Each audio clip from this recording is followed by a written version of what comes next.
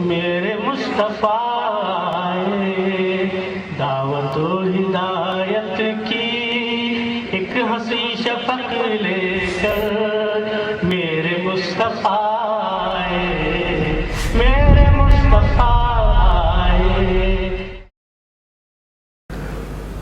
بسم اللہ الرحمن الرحیم۔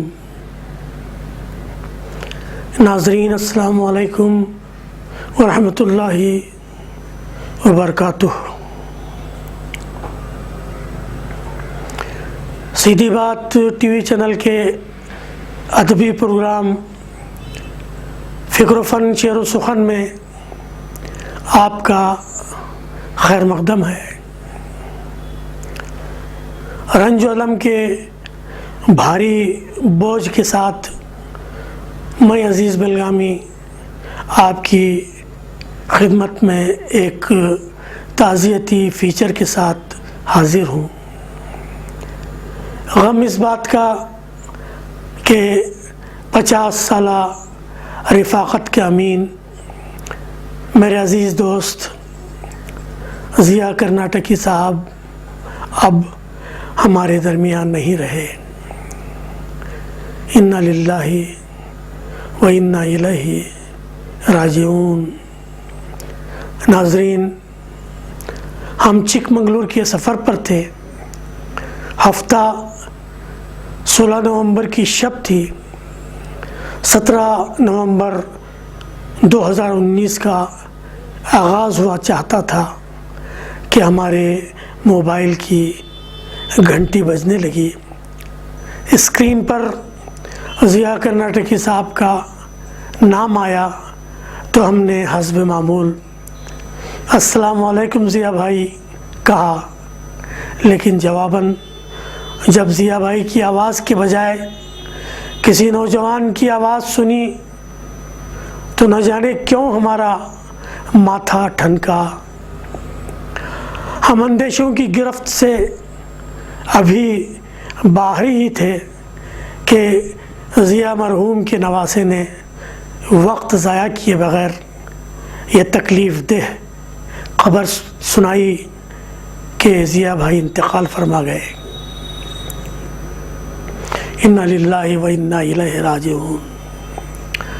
اس خبر کو سننے کے لیے اگرچہ ہم کسی صورت تیار نہیں تھے، لیکن بنگلور پہنچتے پہنچتے دیگر ذرائع سے خبر کی تصدیق ہو چکی تھی کہ ضیاء بھائی اس دار فانی سے کوچ کر گئے ہیں۔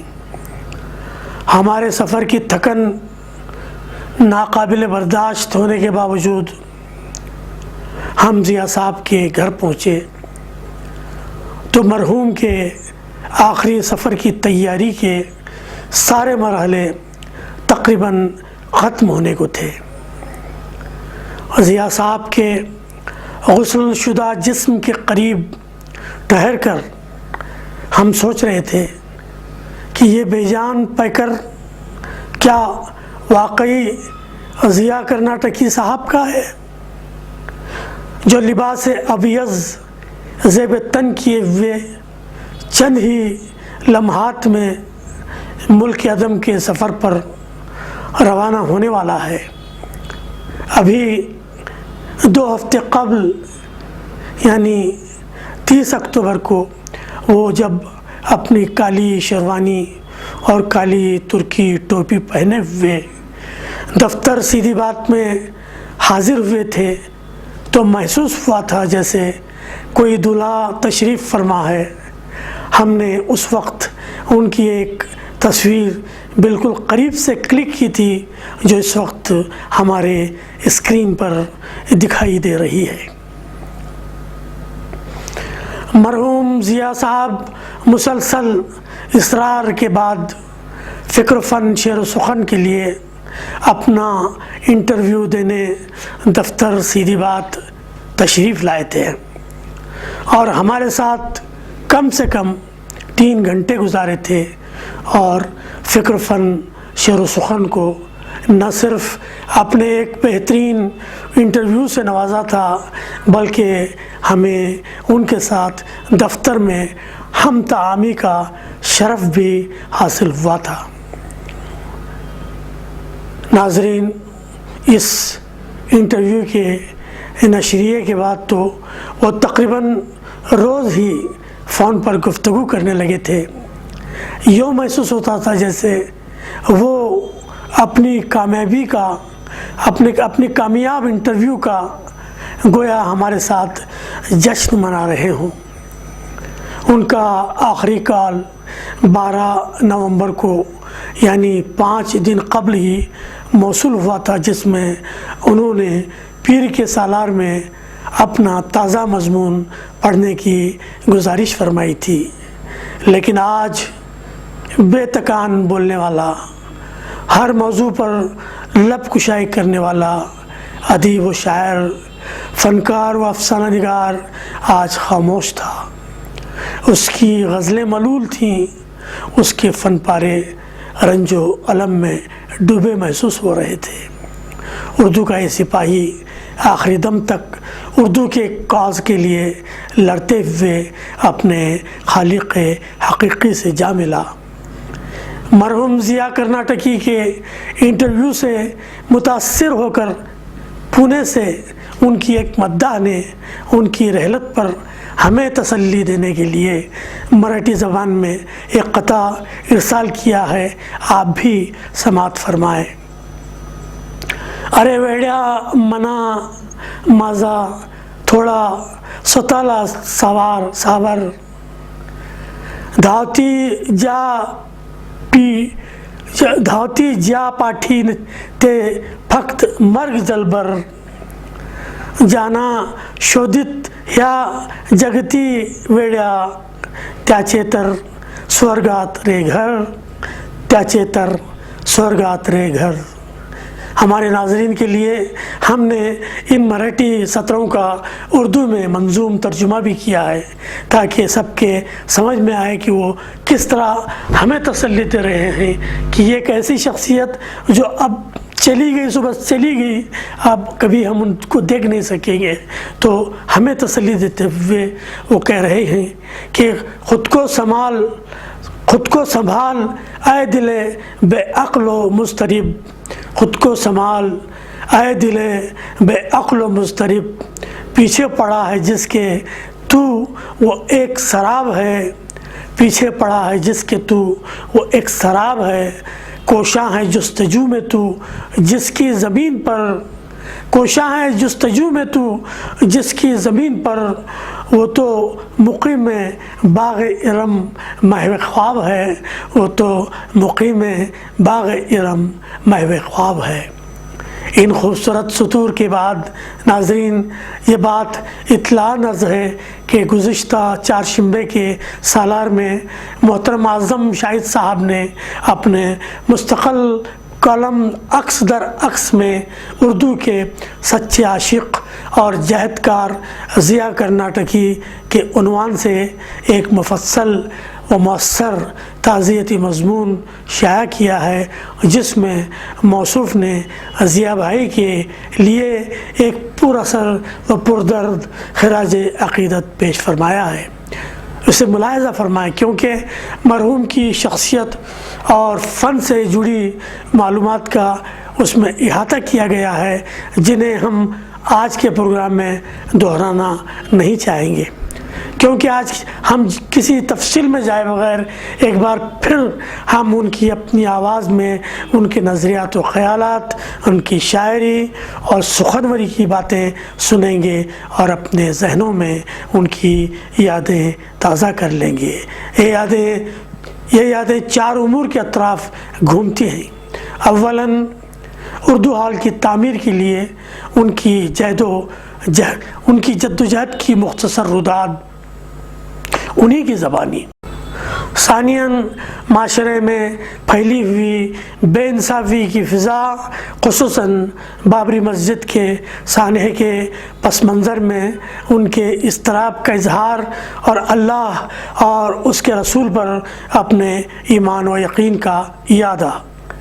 अगरचे के बाबरी मस्जिद का उन्होंने बराह रास्त نام نہیں لیا ہے، لیکن ان کے آخری مضمون میں جو سرسراہٹ ہم نے دیکھی تھی وہ ان پر اب بھی طاری تھی، تو اسی پس منظر میں انہوں نے ان ناانصافیوں کا ذکر کیا ہے۔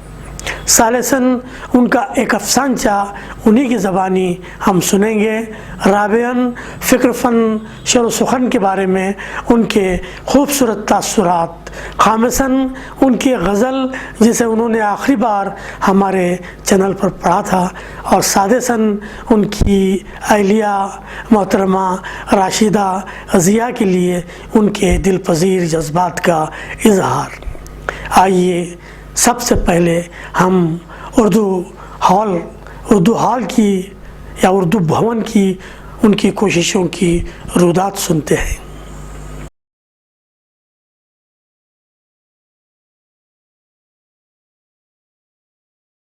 یہ میرا 50-55 سال کا خواب تھا۔ تب میں نے دیکھا کہ کنڑا بھون ہے، ٹیمل بھون ہے، تمام یہاں پہ ہیں، ہر جگہ ان کی دھوم ہوتی ہے، ان کے جلسے ہوتے ہیں۔ اردو والے جو ہیں کہ ایک مشاعرہ کرنا ہے، تو جس وقت میں مجلس ادب کا سیکریٹری ہوا تو معتمد ہونے کے بعد مجھے جگہ کی تلاش ہوئی، تو میں جگہ کی تلاش میں نکل پڑا۔ تو الامین کالج میڈیکل کالج کے پیچھے جو خلاص پہلے میں اس وقت میں الامین کالج اس میں ڈاکٹر ممتاز احمد خان کا بنیاد رکھی۔ میں نے ان سے ملاقات کر کے کہا کہ ادب بھی جلسے کرتے ہیں، مجلس ادب کے لیے کوئی جگہ دیجیے۔ انہوں نے کہا کہ میر جعفر علی صاحب ہیں، آپ ان سے رابطہ کیجیے، وہ بھی انتظام کر دیں گے۔ اللہ ان کو جنت نصیب کرے۔ میر جعفر علی صاحب نے کہا الامین کالج کا ایک کمرہ ہمارے لیے ریزرو کر دیا، انہوں نے مختص کر دیا، اور وہاں ہمارے ماہانہ جلسے ہوتے تھے۔ اس زمانے سے مجھے خواہش ہوئی کہ ایک اردو ہال بنگلور میں بن جائے۔ بہت چیزیں بہت کوشش کی میں نے بہت کوشش کی۔ اس سے میں ایک اردو سوسائٹی نام کی بنائے، ایک مشاعرہ بھی کروایا اس میں، جس کی صدارت دلیپ کمار صاحب، جیسا کہ پہلے کا میں نے کہہ چکا ہوں، دلیپ کمار کی صدارت میں ہوا۔ بہت اچھا مشاعرہ، بہت جب کاؤنٹر میں جا کے دیکھنے کے بعد 10:30 کے قریب جب دیکھے تو پورے کاؤنٹر میں جو بیٹھے ہوئے تھے سارے لوگ غائب ہو گئے تھے۔ وہ ٹکٹ پیسے سب لے کے سب غائب ہو گئے تھے۔ اب اس وقت میں ایسی پریشانی کا عالم تھا کہ کیا کروں، لیکن مجھے مشاعرے کی دیکھ بھال بھی کرنا تھا، نگرانی بھی کرنا تھا۔ سب سے پہلے یہ کہ میرا نام پکارا گیا تبسم نے، میں نے پہلے ہی کہہ چکا تھا کہ مجھے تمام انتظامات کرنا ہے، اس لیے آپ میرا نام پہلے لے لیجیے۔ تو تبسم نے میرا نام لیا، تو میں اپنی غزل سنا کر میں نے مشکلوں سے مقابلہ ہوگا، اس سم سے پہلا یہ تھا۔ مثلا دلیپ کمار صاحب نے بہت ہی اس کو تعریف کی تھی۔ اس کے بعد لطافت ایک اس خود میں رسالہ شائع ہوا، رسالت میں اور لطافت میں بھی بہت سارے وہ اشتہارات وغیرہ سب آئے۔ نہیں معلوم نہیں کون بیچ میں معلوم کس نے میرا نام دستخط کر کے کس نے چک دیے کیا دیے، بہت بڑی طویل ہے۔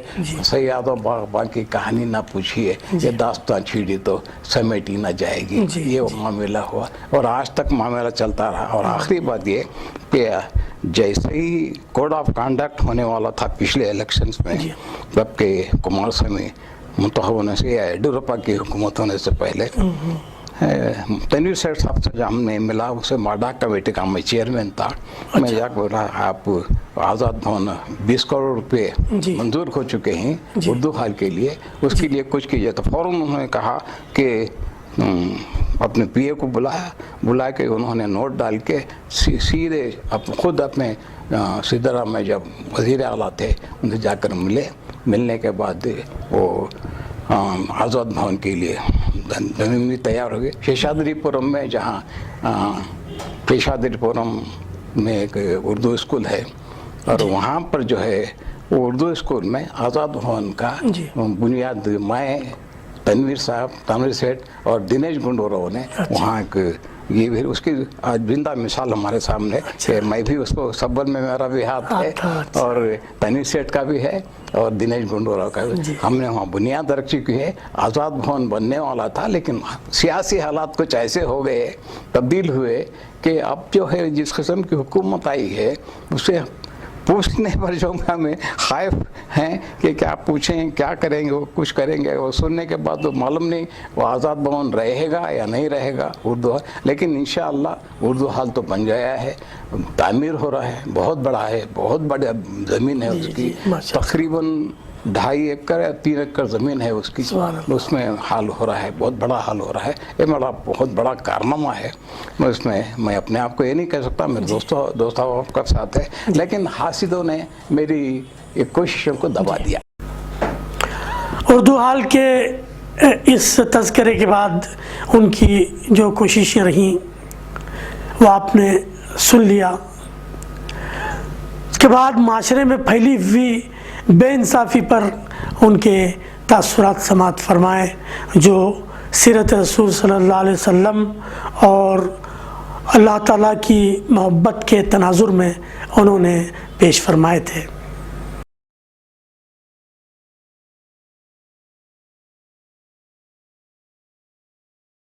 اس ملک میں یا وہ کسی بھی ملک میں ہو، پوری دنیا میں انصاف نہیں ہے، انصاف نہیں ہے، سوائے اللہ تعالیٰ کے انصاف کے سوا کہیں انصاف نہیں ہے. اور دوسری بات کہ سب سے زیادہ مجھے حضور صلی اللہ علیہ وسلم کی سیرت سے بہت لگاؤ. تو یہ سیرت اور اللہ کا کلام یہ دونوں نے مل کر مجھ میں ہمت پیدا کی. میں سیرت بھی پڑھتا ہوں، بہت سارے سیرتیں ہیں میرے پاس، اور ان تمام سیرتوں کو پڑھنے کے بعد میں مجھے ایک ہمت آ گئی کہ حضور صلی اللہ علیہ وسلم پر جتنے مشکلات پیش آ گئی، ان کے ساتھ جتنے راہوں میں کانٹے بچھائے گئے، اس کے مقابلے میں ہماری کوئی حیثیت ہی نہیں ہے. تو اس سے اتنا عظیم انسان کے ہم تو موازنہ نہیں کر سکتے، سوچ بھی نہیں سکتے ہم، لیکن ہمارے لیے وہ مثال ہے. اب ہم ایک افسانچہ انہی کی زبانی سنتے ہیں جسے ضیاء کرناٹکی مرحوم نے ہمارے پروگرام میں آخری بار پڑھا تھا.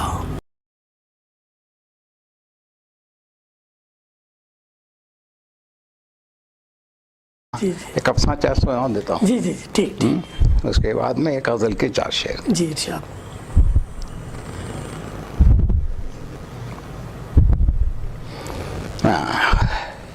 افسانے کا عنوان ہے، افسانچے کا، افسانہ نہیں ہے، پھر 5-6 لائن ہے. چوٹ. اچھا. بشرطے کہ آپ دل تھام کر اس کو سن رہا ہوں میں، کیونکہ چوٹ. اس لڑکے کی ماں کا انتقال ہونے کے بعد اس نے اپنی بہن ہوئی کے گھر میں پناہ لی. اس وقت اس کی عمر 6 برس کی تھی. اس لڑکے کے والد لاپتہ ہو گئے تھے. ایک صبح اس کی بہن تیسری گلی میں واقع دودھ فروخت کرنے والی بائی ماں کے گھر ایک چونی اس کی قمیص کے جیب میں ڈال کر تانبے کا لوٹا اس کے ہاتھ میں تھما کر ایک گلاس دودھ لانے کے لیے بھیجا. آنگن کے چبوترے پر بیٹھ کر لڑکے کی بہن کوئلے سے دانت مانج رہی تھی. تھوڑی دیر بعد وہ لڑکا خالی لوٹا لے کر واپس آیا اور کہنے لگا، آپا چونی راستے میں کہیں گر گئی ہے کیونکہ میرا جیب پھٹا ہوا ہے نا. کم وقت تیرے بہنوئی کمرے میں چائے کا انتظار کرتے ہوئے بیٹھے ہیں، اب انہیں کیا جواب دوں. ساتھ ہی بہن نے اس کے ہاتھ سے تنبالو یعنی لوٹا چھین کر اس کے سر پر اتنے زور سے مارا کہ لڑکا چکرا گیا. اب اس کی عمر 80 برس کی ہے اور لڑکپن میں یتیمی کی لگی وہ چوٹ آج تک تازہ ہے، اور کبھی کبھی اس کے تالو سے ابھر کر وہ چوٹ اسے 6 برس کا بنا کر اتنی شدت سے تڑپاتی ہے کہ وہ اپنے ہاتھوں سے سر پکڑ کر بیٹھ جاتا ہے، اور اس وقت ایک اندیکھا ہاتھ اس کی تالو کو سہلانے لگتا ہے. فکر و فن شعر و سخن پر ضیاء بھائی کے تاثرات بھی سماعت فرمائیں جو انہوں نے اپنی آخری انٹرویو میں ہمارے چینل کے بارے میں پیش فرمائے تھے.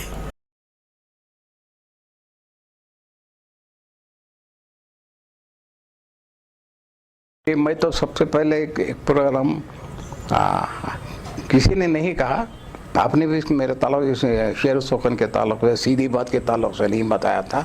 बैठे बैठे मैं देख रहा था तो अजीब अलकामी का नाम आया, तो मैंने दबाया तो सीधी बात शेर सुखन फिक्रोपन का सबसे पहले अलीफ अहमद बर्क का एंट्री चल रहा था। अच्छा। मैंने गौर से सुना, मुझे बहुत पसंद आया। मेरा हालांकि मुझसे बहुत कम उम्र है वो अलीफ अहमद बर्क, लेकिन मैं बहुत कदर करता हूँ उनके। अच्छे फनकार हैं, बहुत अच्छे अफसाना निगार हैं, अच्छे शायर हैं। तो उनका जिस किस्म से आपने इंटरव्यू लिया, बाद अजीज बलगामी को मैं तकरीबन 50 साल से जानता हूँ।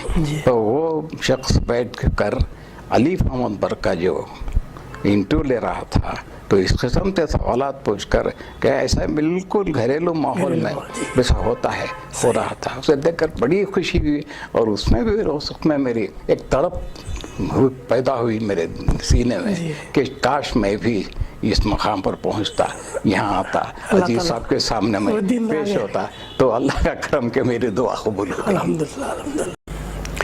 ज़िया कर्नाटकी की वो गज़ल जिसे मौसूफ़ ने आखिरी बार फ़िक्र फ़न शेर सुखन में पेश फरमाई थी, आइए हम दोबारा उसको सुनते हैं।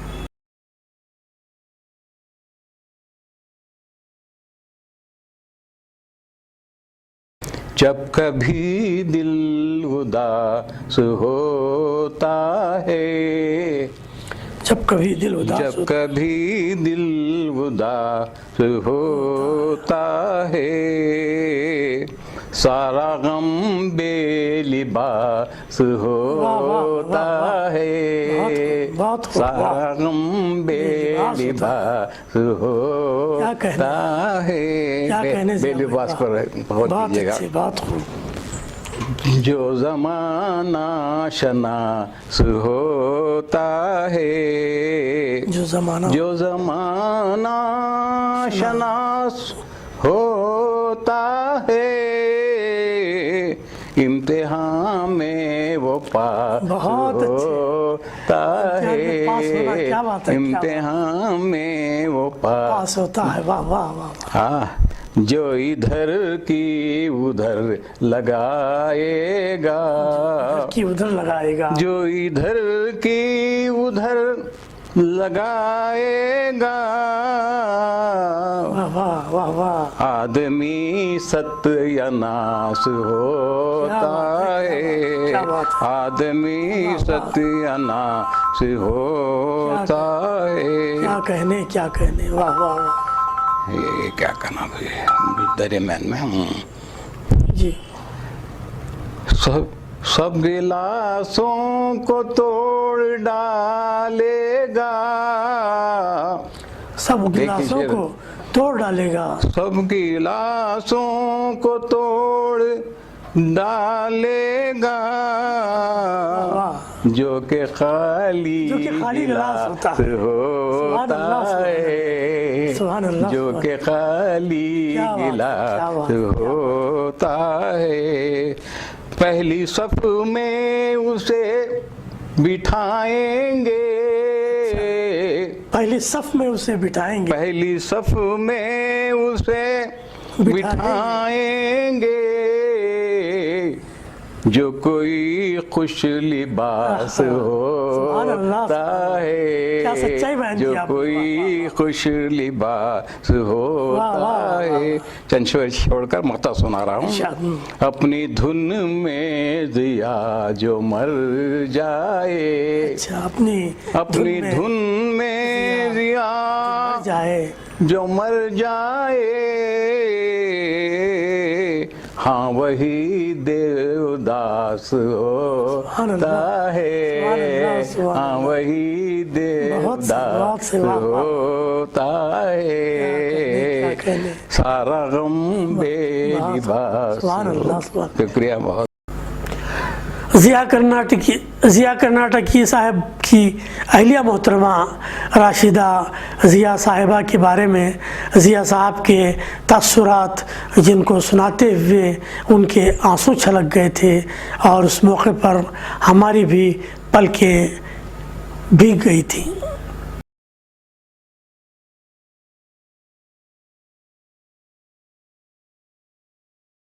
اس کے پیچھے ایک آپ کو ایک راز کی بات بتاؤں گا میں.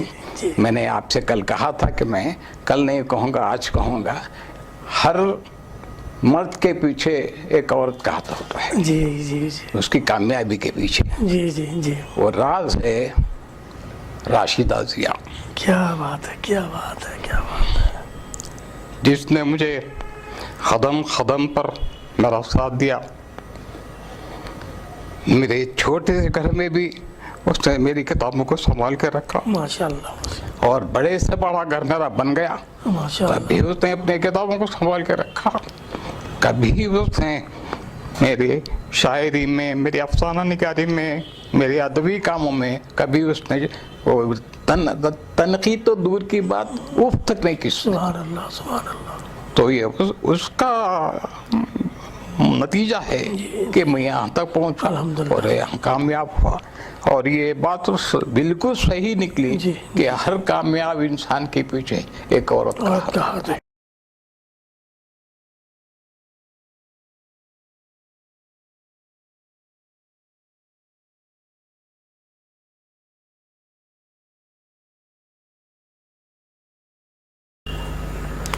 اپنی اہلیہ کو خراج تحسین پیش کرتے ہوئے جب ان کی آواز رند گئی تھی تو ہماری پلکوں پر آنسو چھلک گئے تھے. جیسا کہ ہمارا ایک شعر ہے، آنسوؤں سے تیرے بندھ جاتی ہے ڈھارس میری، آنسوؤں سے تیرے بندھ جاتی ہے ڈھارس میری، تیری پلکوں کو بھگوتا ہے دلاسا میرا، تیری پلکوں کو بھگوتا ہے دلاسا میرا. دعا ہے کہ اللہ تعالیٰ مرحوم ضیا کرناٹکی صاحب کی مغفرت فرمائے اور فردوس بری میں اعلیٰ مقام عطا فرمائے، اور ان کے پسماندگان کو جن میں ہم بھی شامل ہیں صبر جمیل کی توفیق عطا فرمائے. آمین ثم آمین. سبزۂ نورستہ اس گھر کی نگہبانی کرے، سبزۂ نورستہ اس گھر کی نگہبانی کرے، آسماں تیری لحد پر شبنم افشانی کرے، آسماں تیری لحد پر شبنم افشانی کرے. والسلام علیکم ورحمۃ اللہ وبرکاتہ.